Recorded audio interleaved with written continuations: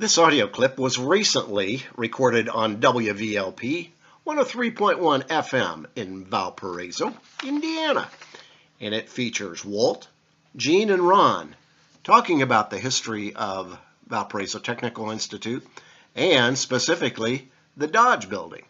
Here we go. Talk about its history today with three guests: Ron Bodner, Gene Mellenthin, and Walt Reitinger. And I'm going to start with, well, first of all, let's just introduce yourselves. Gene, could you tell me a little bit about yourself? Yes, I'm from Valparaiso. Family was involved in Valparaiso Tech, and I graduated from here. Oh, you did? Well, How long have you lived in Valpo? was here 35 years, and I've been gone just north of town. Okay. Another 30 or 40. So where you live now?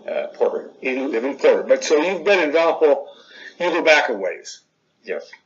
And Ron, tell me about yourself. Okay, I graduated from here in 1980. I graduated in 1980 from here. From here? From Valparaiso Technical Okay, Institute. so both of you attended this, the former school. Yes. Right. And how long have you lived in Valpo? Well, I lived in Gary for 30 years. Okay. And I lived in Hebron for 28 now. Okay. So you guys are old timers, although neither of you are old. Well, we're going to say that guardedly. I don't want to pinpoint anybody's age here. Walt Reitinger, you and I go back a little bit. I arrived in Valpo in 1966, and I believe you arrived at the same time. Yeah, so we were both freshmen at VU in 66, and I ended up staying here. So I've been here that entire time and crossed paths with Paul and his wife Jane for nearly 50 years. We have been acquainted and become, I think, better acquainted the last few years, for reasons that might be exposed as we talk about this. Yeah, we were both musicians in 66, 67, had competing bands or orchestras or combos. I think orchestras is a bit of an exaggeration, at least for in my case. We won't go into that, at least right now. Maybe we will later on as time allows. But I want to talk about this building. For those of you who are regular listeners of WVLP, the WVLP broadcast studio is now located in the lower level of the old Valpo Tech building. Walt, do I need to keep calling it the old Valpo Tech building? I think that's the best term for the time being. We've had a lot of controversy and debate about what we'll call the building in the future. One of the considerations is 1 Center Street, which is literally the building's address. If you look at the courthouse records, the address of the building is 1 Center Street, and that kind of rang a bell as a good term to describe a general enterprise which owns the building. So the owner of the building is actually 1 Center Street, and I'm the managing member, or the primary owner, the majority owner. Some feel that name may be a little bit bland. Others love it. We're also considering converting it back to the original name of the building, which was Cut Glass Factory. And there are many other factories in Indiana and Chicagoland area that have become centers for visual performing arts. The Bag Factory in Goshen. There's another one called,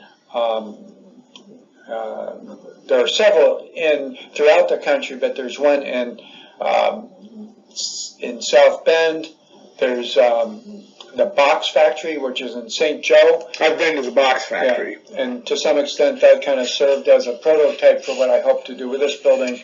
They have the visual performing arts in the middle. On the top floor they have artists, and a lot of they have writers and poets. And the ground floor they have what they call the dirty arts, pottery and metalworking and woodworking. The Box Factory in St. Joe.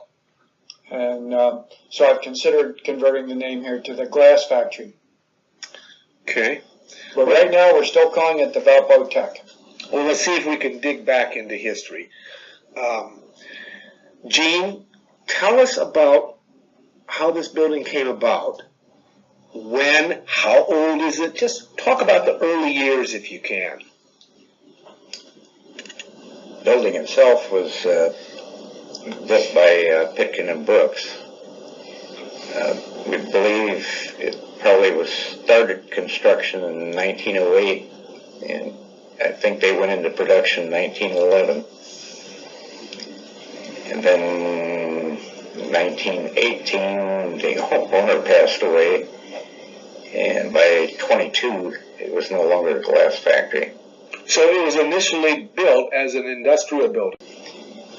And he held on to it until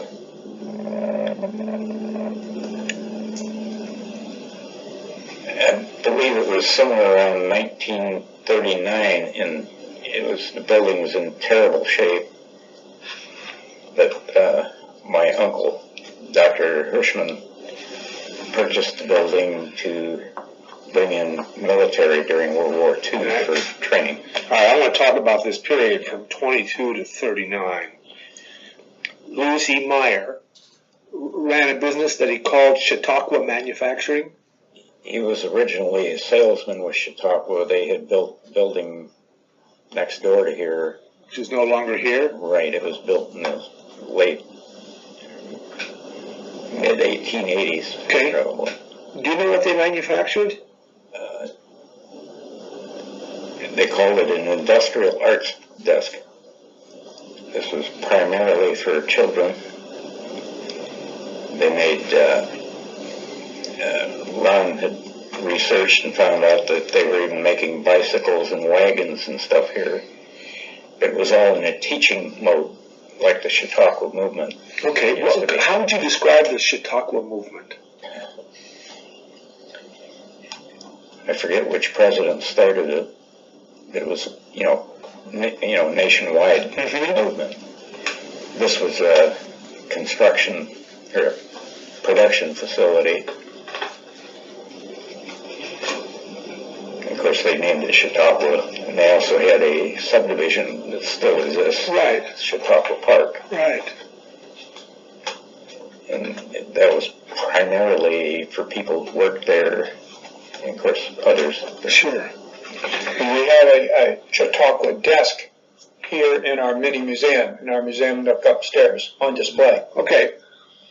Okay, so it's an industrial building still. Mm-hmm. Yeah. Through 1939, Louis E. Meyer, Depression, drew him in? I believe it was Depression because the building was in shambles by 39 or 40, right in there. Now, you and I have both seen this building of the last few years, and when prior to its renewal by Walt's entry into the picture, it was in pretty bad shape. Was it in worse shape in 39? Because you weren't around in 39. Right.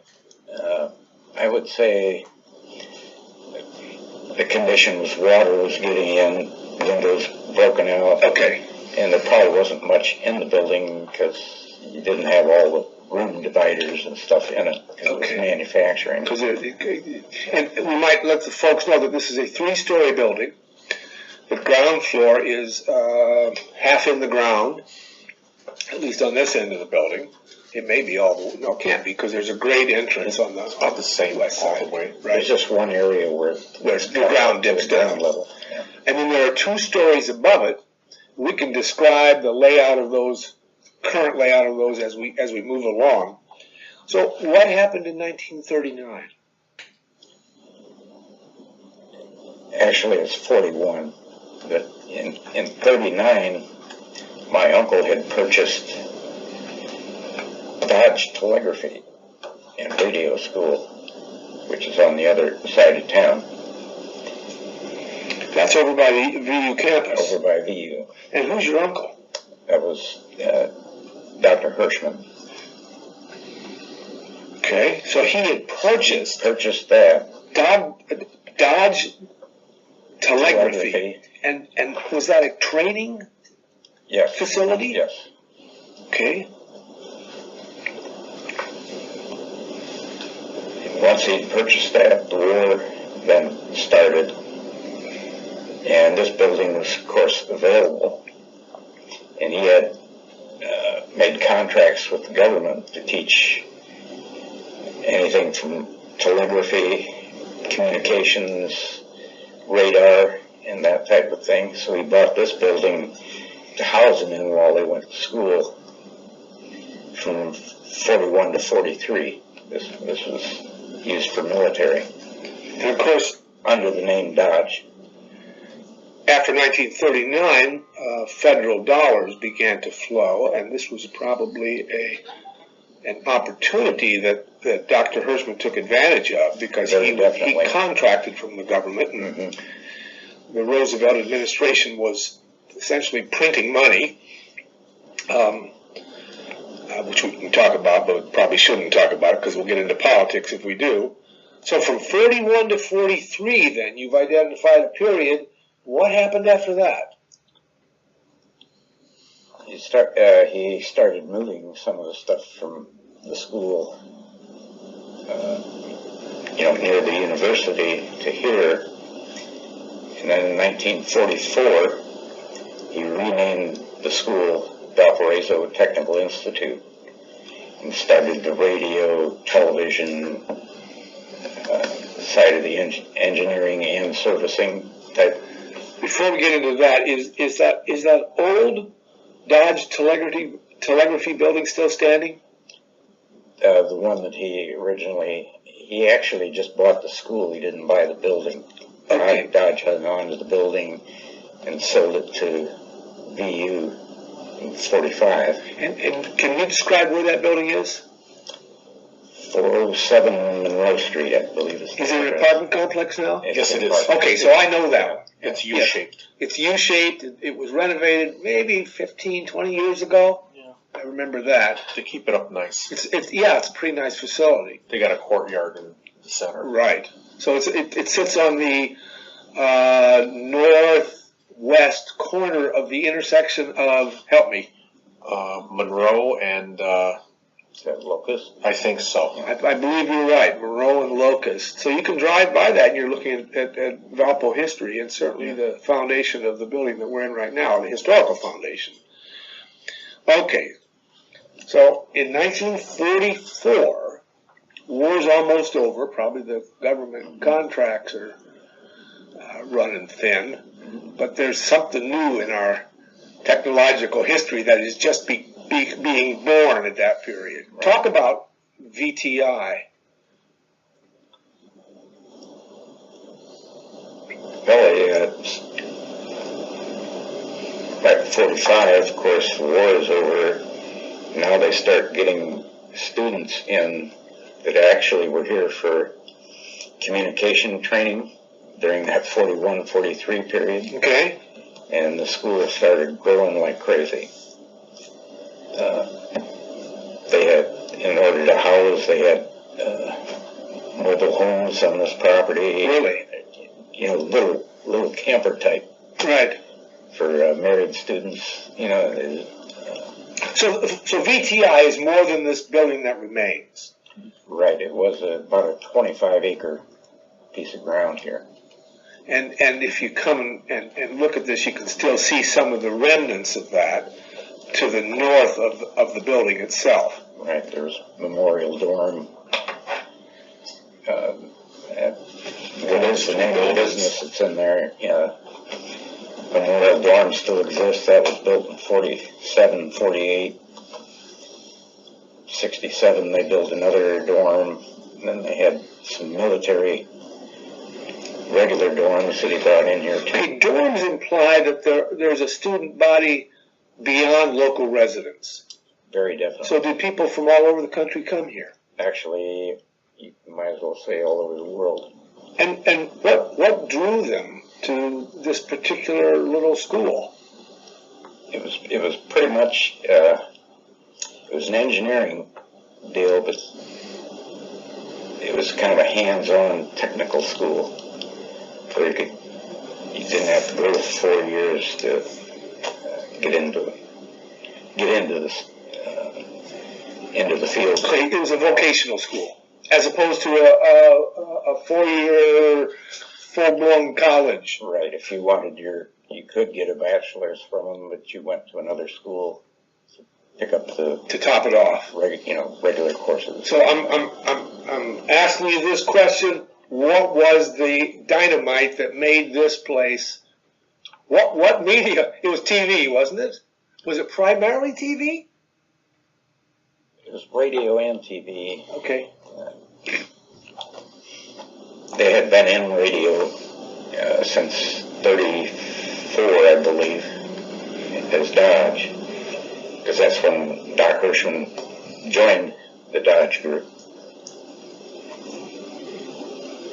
It was that the radar was now advancing, electronics was advancing, and you needed schooling for it. Electronics in general, one could say. So if you went to school here after 1944, what kind of jobs were you likely to be qualified for? Well, even from those before then, like the one of the graduates owned Universal Recording Studios. Really? In Chicago, and then he moved it out to California, and he had people coming in his studio like Frank Sinatra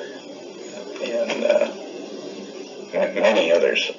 Well, Universal Recording Studios became a leader in the industry. Right. We're talking to Gene Mellenthin as well as Ron Bodner and Walt Breitinger about the history of the former Valparaiso Technical Institute building located on Lincoln Way and Center Street on the west side of Valpo. And we've gotten up to 1944. And I don't want to leave you out of this, Gene, but I want to shift over to Ron for a few minutes. You graduated from this school. Yes, 1980.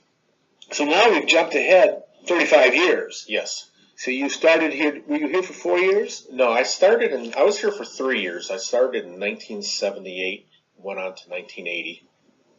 And what was it like? Well, it was a good school. But what was happening, what the school couldn't compete with, is by that time Purdue University opened up a campus in Hammond. Okay. And Ivy Tech opened up a campus in Valparaiso. Well, by that time, electronics was getting pretty complex, computers, and those schools, since they were state schools, they had the money to keep up.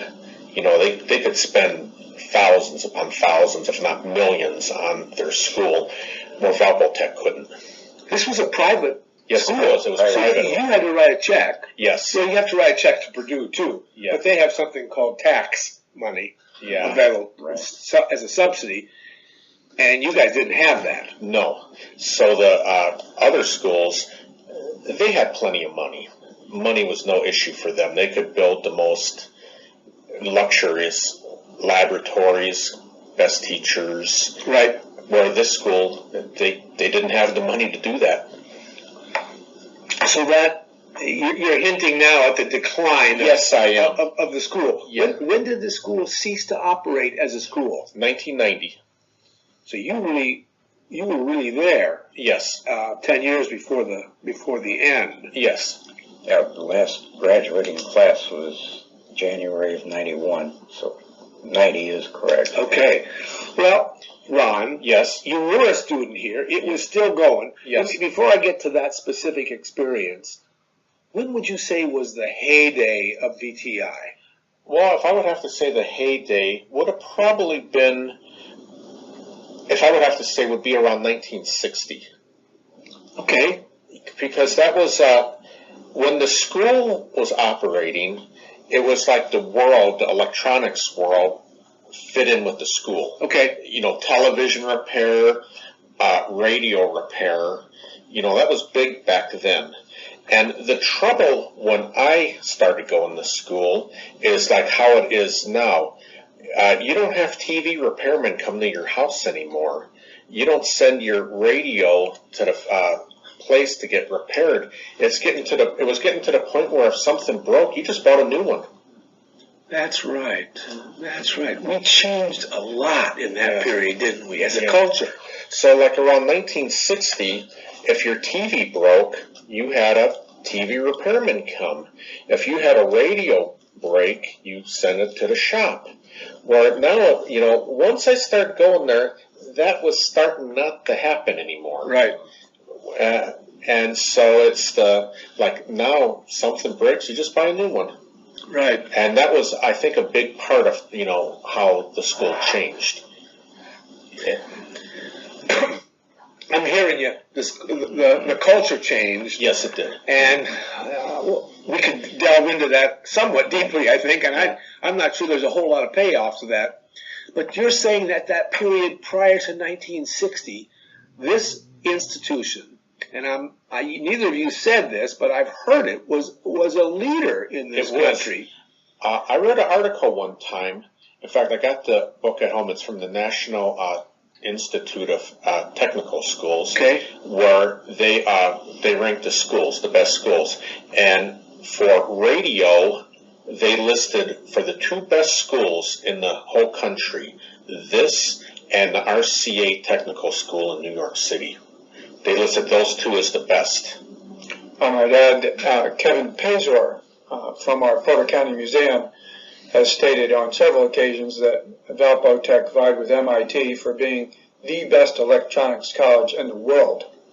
Briefly, yes, right. I might also add, Gene mentioned that the original Universal Studios were staffed with graduates from Valpo Tech. And again, as a non-member of the school and a non-graduate, I found some things very fascinating. I also heard that the original NASA was staffed with graduates from Valpo Tech.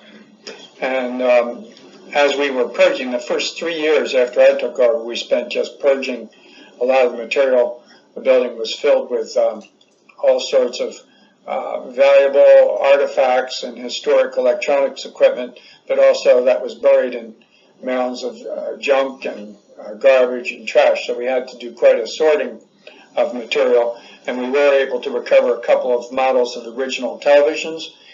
We have put into storage one of the original first color TVs, which just 20 feet from this studio on the ground floor. It had some rust and some mold on it, but we've saved it and it may be able to be restored.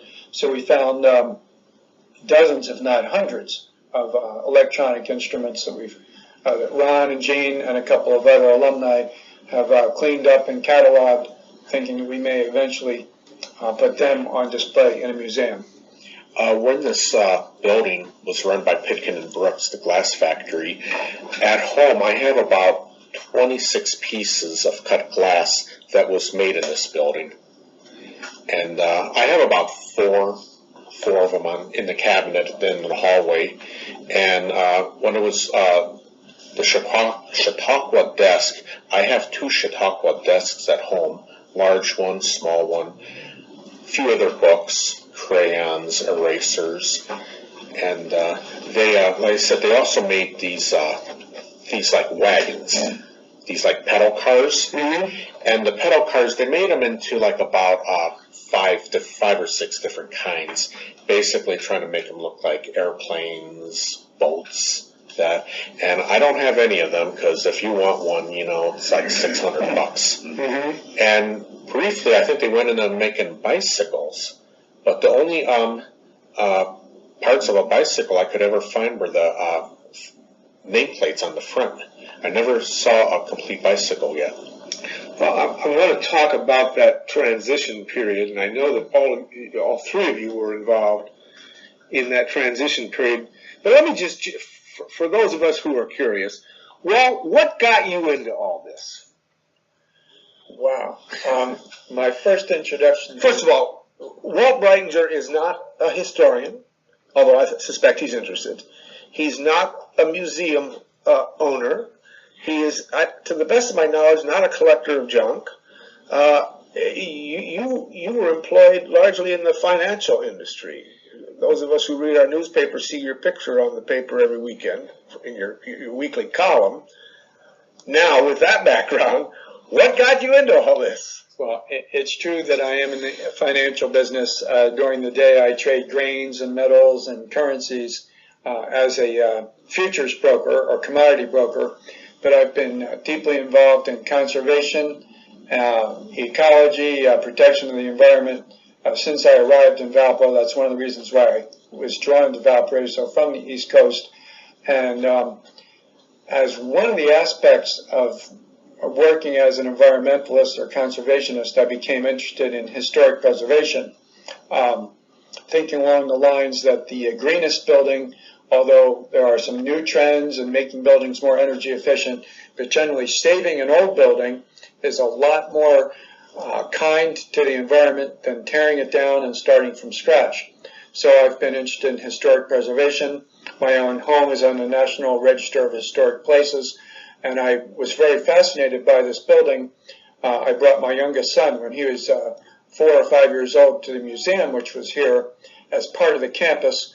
There was a museum called the Cummings Museum, and it was attached to one of the buildings that has since been demolished. And we would come here, and there was a radio station on the air, and we watched the DJs. What was that WNWR. That's right. And I also checked out the museum, and we looked at a lot of the electronics equipment there, the old Victrolas and phonographs, many of which produced sounds without electricity. We were rather fascinated by all that. Then we watched the radio station where they were using electronics and electricity. And I also had watched the buildings. 3 of them were demolished or razed, and I watched that happen. I was at the same time the premiere went, and a lot of the big, beautiful churches in town were torn down, and I thought it would be a shame to see this building torn down. I was also close friends with one of the alumni that had some material here. The building was basically abandoned. There were some squatters here, hoarders here. The building had not had any preventive maintenance or basically anything done. There was a period of time, or maybe 20 years, where it was in decline. And when I started visiting the building, not only had the windows been smashed up and boarded up, but the boarding of the windows was falling off. The building was full of birds and chipmunks. It was just in a terrible condition. And I thought that maybe I could intervene to try to help the folks that were here try to save the building. And I did have some experience as a businessman and real estate investor, so I tried to put some things together and find investors that could come in, borrow some money, and do some of the restoration, basically protect the envelope of the building. I brought you in very early. You said stop the roof from leaking. Fix the windows. Yeah, you said fix the windows and the roof. And then I think a couple months later you said you can't do anything until you get the junk out. So we switched from fixing the windows and the roof to purging it, which took 3 years to clean the building up so we could even work on it. I had a question in there, and you gave me so much information, that question ran away.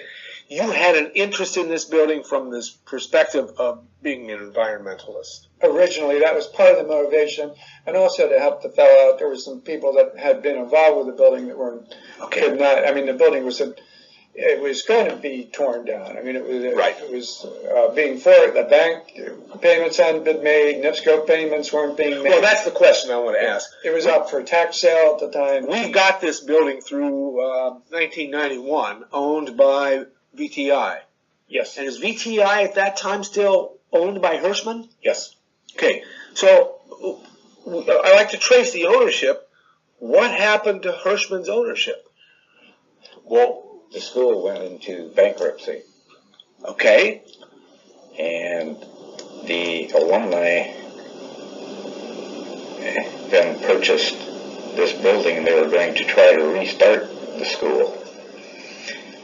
But evidently they could not get enough money and backing and so on. They came close. And evidently, the school was definitely not going to reopen, so they started renting it out. Just to maintain some cash flow. Cash flow. But the ownership is now, after 91, or at some point, in the hands of the VTI Alumni Association. Right. Okay, so now we're closing that circle a little bit. And Walt, you come in. At what point do you become involved in ownership? 2010, October. October 2010. That is 7 years ago, and that's about 20 years after the close of the school. So for 20 years, the building sat with minimal maintenance. Yes, they started to at first, but then as they couldn't raise money, it was done as a not-for-profit. Sure. And without income and so on, they just kind of backed away from the building, sort of. It's a dilemma, isn't it? Right. We're not in downtown, so this would probably not be considered extremely covetous real estate. Fair statement? I think that's changing. I think money had been paid out. It was just kind of a zero, and the building was it was partially occupied, but there was no real rental income, and nothing was happening here except due to the elements. It was in decline, and the leaking roof and neglect. But there had to be some costs. If you have residents, you have utility bills. There were a few residents that had a couple of small art studios. There was an electronics engineering firm that was in the ground floor, right, and a small part of it, but most of it was filled with items such that there wasn't really room for people to carry on businesses. Okay, so you're entering this picture with a fairly substantial size building. How many square feet? 17,000. 17,000, not an insignificant amount of real estate. I remember you and I were friends. You called me over to look at this building, and not being quite the rabid conservationist that you are, my first reaction was, nice piece of dirt. Building's more trouble than it's worth. But I didn't really say that, nor did I really feel it, but I was on the cusp of that. And when we toured the building, it was a walk and talking disaster inside. Several people recommended that I raise it and said that in the long run it would be better to demolish the building.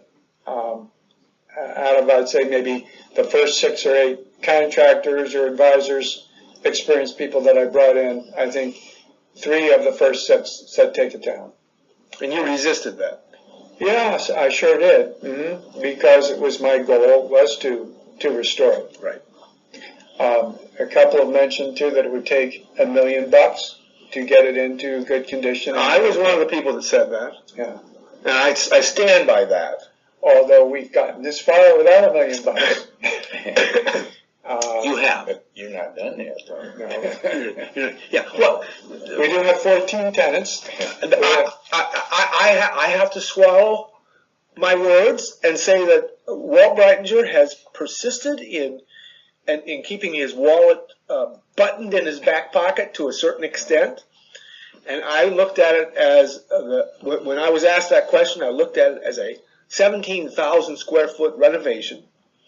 Basically, there was a superstructure and exterior walls that were salvageable, but all of that needed work. And everything else on the inside was going to get gutted and redone. Heating systems, electrical systems, partitions, floors, everything. And you've taken a different approach to it, and one that I think is admirable. And we'll progress from that point. Where were you two guys? I'm talking to Ron and Gene now at that point in 2010. Were you acquainted? Were you involved? It wasn't until I think it was 2011 I noticed in the newspaper that a couple of brass plaques had been stolen off the building, and noticed Walt Breitinger's name on it. And I too had met him back probably 70, 71. and gotten involved with him on a little bit of housing work and rehab, apartment buildings and stuff. So I immediately called him, and you're an owner of the Valpo Tech building, and then I didn't know you were. So we got back together and started progressing with what to do with the stuff that was in here. I've helped him a little bit with physical work on the building, but that's just to maintain space in the building for a little bit of the history. Okay. We had decided that if we used too much of the space, like some of the rooms or something, to do an electronics museum, it really wouldn't pay off. It would detract from the financial ability of the building. So we decided to just do walls. We've got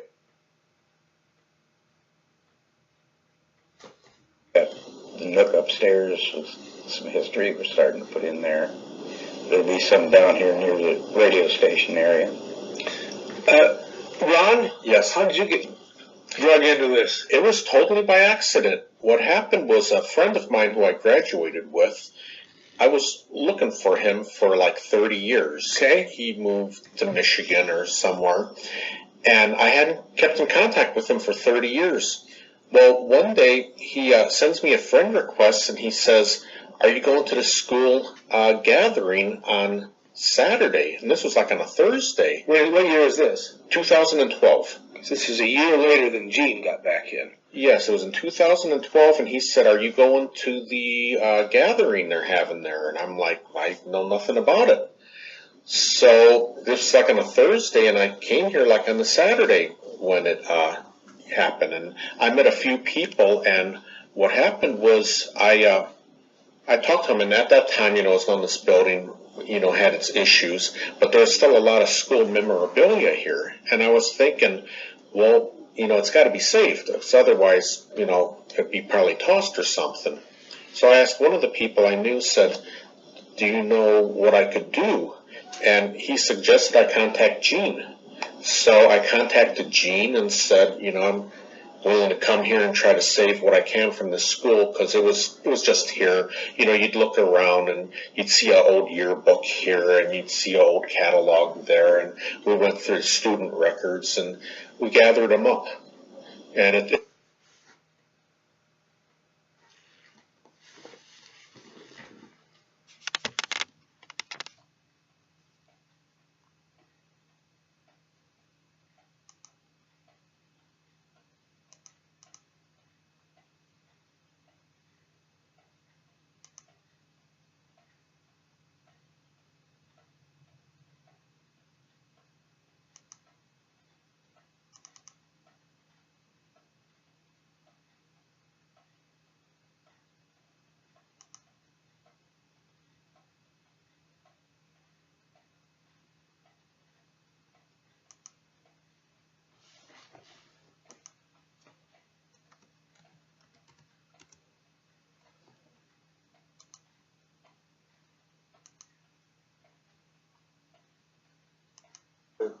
to the restoration of the building. Without them, and there were a few other volunteers, more than a few, maybe as many as a dozen, that have come, some from out of town, to help. And as Gene and Ron attempted to purge, they were always challenged. I would say maybe 90% or 80% of the material was garbage or trash. But then just about the time that we were ready to throw everything in the dumpster, we'd find an oscilloscope that worked, or we'd find some historic records that were of interest. And I had to have them here to help determine or differentiate between what was garbage and what was savable just for recycling and what actually had some historic value. And also, they did a lot of the physical work of literally moving. We filled 20 20-yard dumpsters. I was going to ask you that question. 20-yard dumpsters. Yeah, approximately, over a 3-year period. Wow. And sometimes we had volunteers that you helped, right, from VU. Most of the volunteers were alumni or graduates of the school, but a lot of people found it interesting just to go through, and parts of it were fun, but for the most part it It was sad. Things were rusty and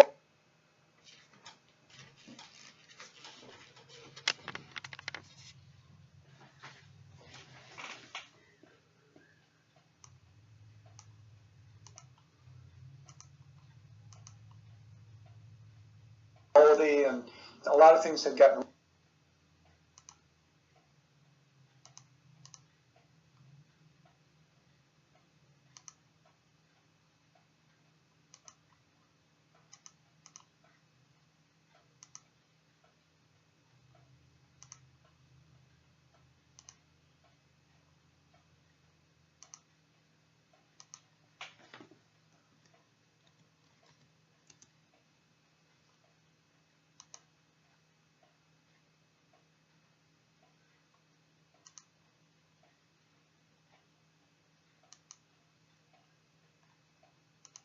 And utilities. Not enough to pay the mortgage, not enough to pay management, not enough to pay for the improvements. So I have very nice income to pay the expenses, but I still have the challenge, at least a couple $100,000, if not $300,000 or $400,000 of additional capital improvements that need to be done.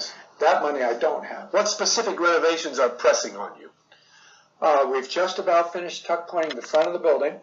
We have new windows almost all the way around. Many of them were defective, so I'm replacing some windows to finish the tuck pointing to go around the top of the building at least, because we're still getting an infusion of water. A lot of it we didn't realize was coming through the bricks. We thought it was coming from the roof. The roof is in poor shape. It will have to be replaced soon. Now we're talking about a huge expense. All the coping stones and parapet walls around the top of the building have been worked on, but that work has to be continually done. So a lot of it is just, I would call, bricks and mortar, literally. Right. And then the roof. I also have a big challenge of the waste system. The sewers are, we have 3 major sewers, and they all need major work. We had one replaced, but it still has sections. So plumbing and roofing and tuck pointing are probably the big 3. We also have insufficient electrical power. Most people now are used to having air conditioning in their homes and their cars and offices, so when they come to the 3rd floor here, where we have a ballroom, people are too hot, and they complain. Sure. And, the Ballet Theater originally said, well, we're all from Europe, so we're used to warm, we don't expect air conditioning, but now that July is here again, I get a lot of angry looks from the moms when they're bringing their daughters to ballet lessons. So we will have to add some additional power. We've put in 13 or 14 electrical boxes or new electrical panels. We have a lot more to go. So I'd say electrical improvements would probably be our 4th real big expenditure. And we're doing it piecemeal, which has some advantages, but generally disadvantages. Your system of just completely doing everything right all in one sweep would have been, in retrospect, easier and maybe even more financially expedient. I didn't have that choice. Right.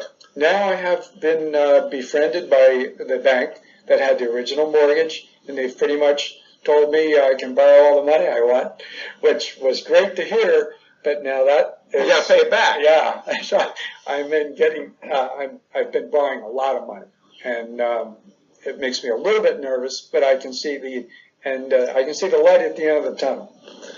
Okay, so that light at the end of the tunnel is supported by some tenants. I have 13 tenants. Could you describe those? On the top floor, we have Prime Parking Solutions, which is the company that does the valet service downtown Valpo and throughout Northwest Indiana. We have a young lady in the fabric arts by the name of Tink's Boutique. The ballroom is... You have a young lady in the fabric, what'd you say? Fabric arts. Oh, fabric arts. That's the field she's in. Yes. Okay.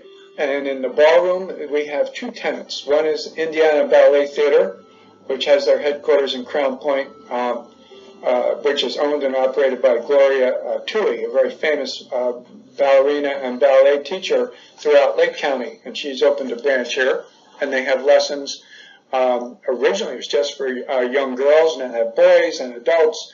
They have, I think, 4 different ballet classes going on, one of which is literally going on as we speak. Chicago Street Theater, which typically has their plays at their own facility on Chicago Street, they do their rehearsals here on the 3rd floor in the ballroom. On the main floor, I have 3 photographers, including one major videographer, Waylon Phillips. He does commercials and photography, videography throughout the country. Does Miller Beer commercials, for example. I have Entertainment 27, which is kind of a DJ or wedding service, doing all sorts of providing of music for events. They're leasing actually 3 of the units on the main floor. And then I have Bella Photography, very high-end. They do a lot of senior pictures and baby pictures, but it's not just a run-of-the-mill practice photography. They're creative. They very long developed reputation. They rent 2 of the units. I have 1 residential unit. We have 1 apartment, so we have a mixed use, and the apartment dates back probably 25 years. So normally you don't mix commercial and residential, but I have, I'm grandfathered by the city. The apartment's been rehabbed. I think very beautiful hardwood floors, relatively new kitchen. I have a painter by the name of Carrie Hanks, and she works with oils or acrylics.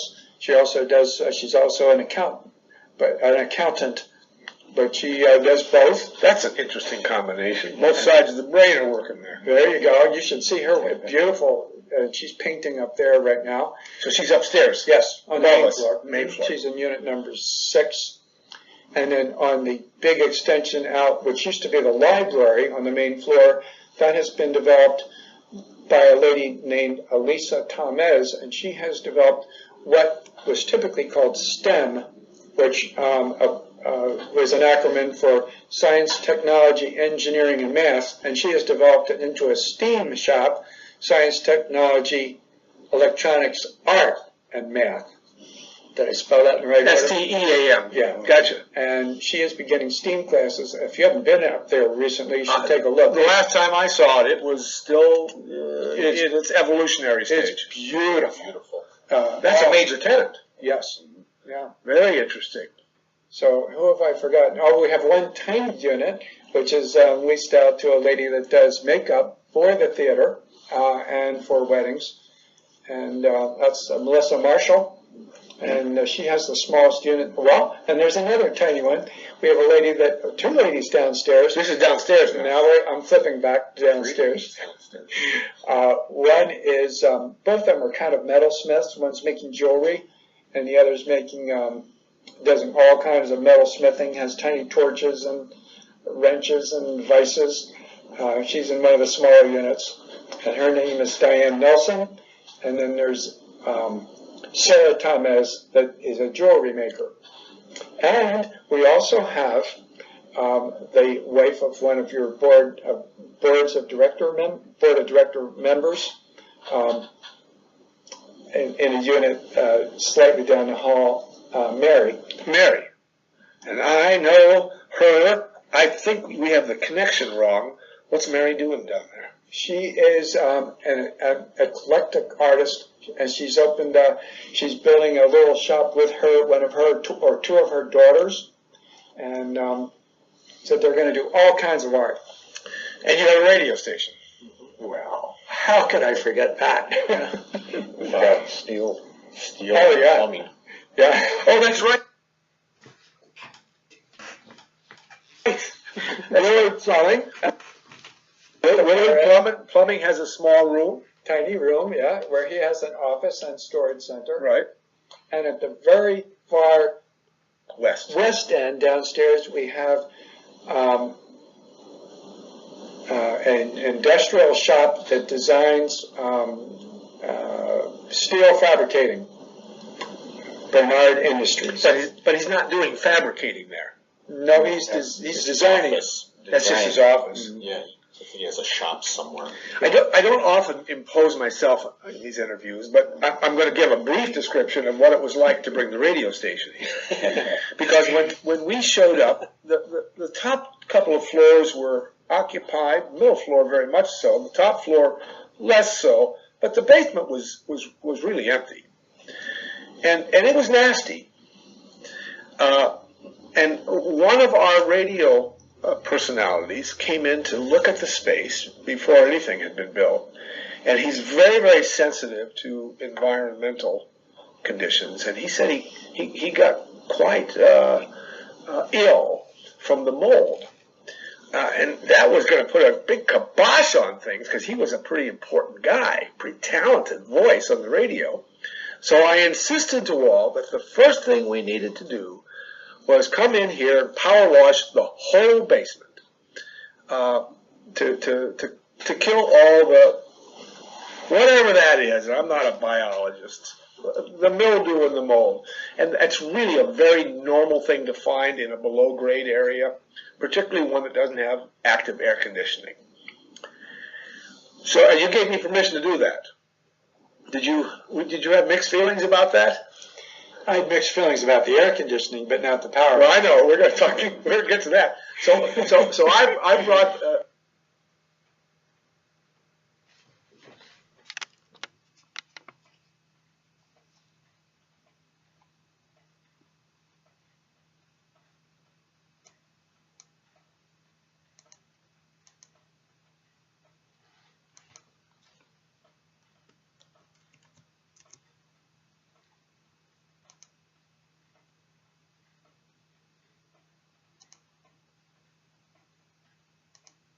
We discovered this enormous amount of A infusion group called through the bricks. Grow from the university. Found locations on the third floor. We could look literally through the 2 layers of bricks and see daylight. That's a bit scary. And the water was coming in and running down through the walls in between the layers of bricks, keeping the entire building damp, Right. which is contributing to what you're calling mold, mildew, whatever environmental reaction your friend had was due to the infusion of water. Right. We also put in brand new windows. The windows had been leaking. The roof had been leaking. The walls had been leaking. The coping stones on the top of the building, and we've repaired them, completely tuck-pointed them and repaired them, and we've stopped the water. And it's the contribution of moisture, whether it be from rain or from other leaks, that caused that problem. And we have solved it at least 95%.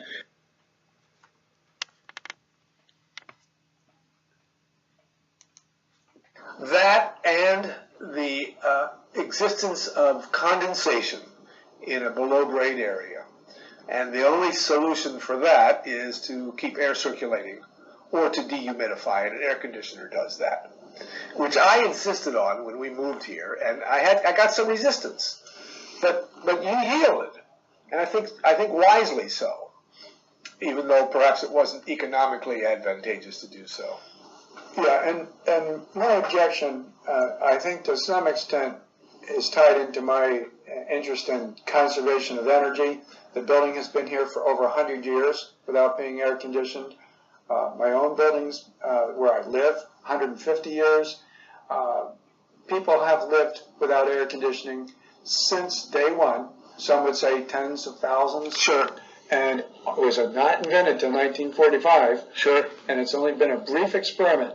Most Americans now are addicted to it, or at least acclimated to it, and we are a rare population that is dependent on it. We will have to continue that particular controversy at another time. Gentlemen, we have maybe 3 minutes left. What are your hopes and visions? I'm gonna start with Gene, because you go back the furthest. The main thing that I've been interested in is to keep some of the memory of the school going here, and we're doing that. Did any of this stuff go to the Porter County Museum? Some will. I've been talking with Kevin over there for over a few years. Okay. I haven't talked to him recently, but we have been talking about putting a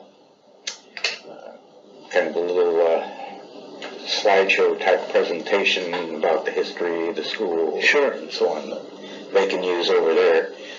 There might not be a whole lot of equipment they could use, but we've got some stuff that they can make a small display or something. Sure. There with too. So you want to sustain the memory, the technological memory of the VTI period.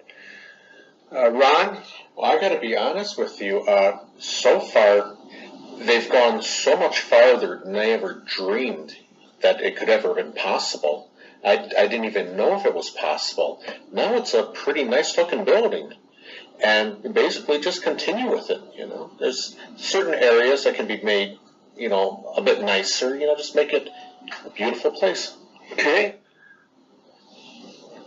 Well, you're driving this thing. This was the ugliest building in town, and certainly if you Google the center of Valparaiso from the Loop of Chicago, and you enter our community, the first thing you saw was this abandoned or very ugly, dilapidated building with broken windows and plywood falling off the front.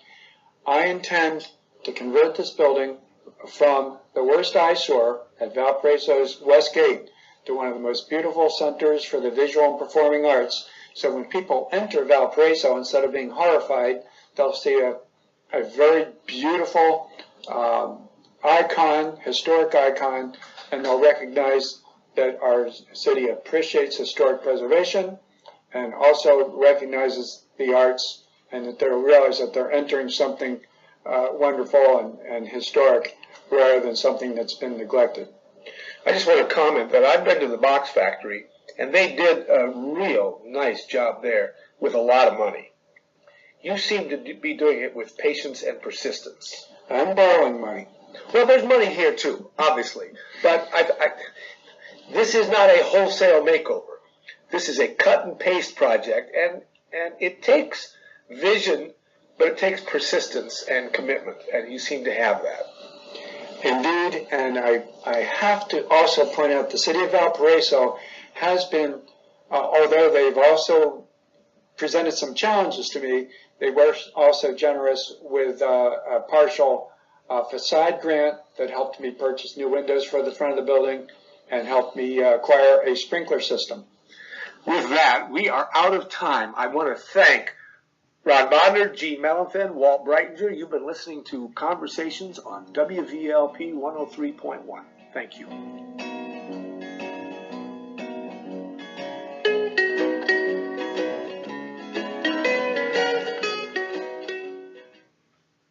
You have found 103.1 WVLP LP in Valparaiso.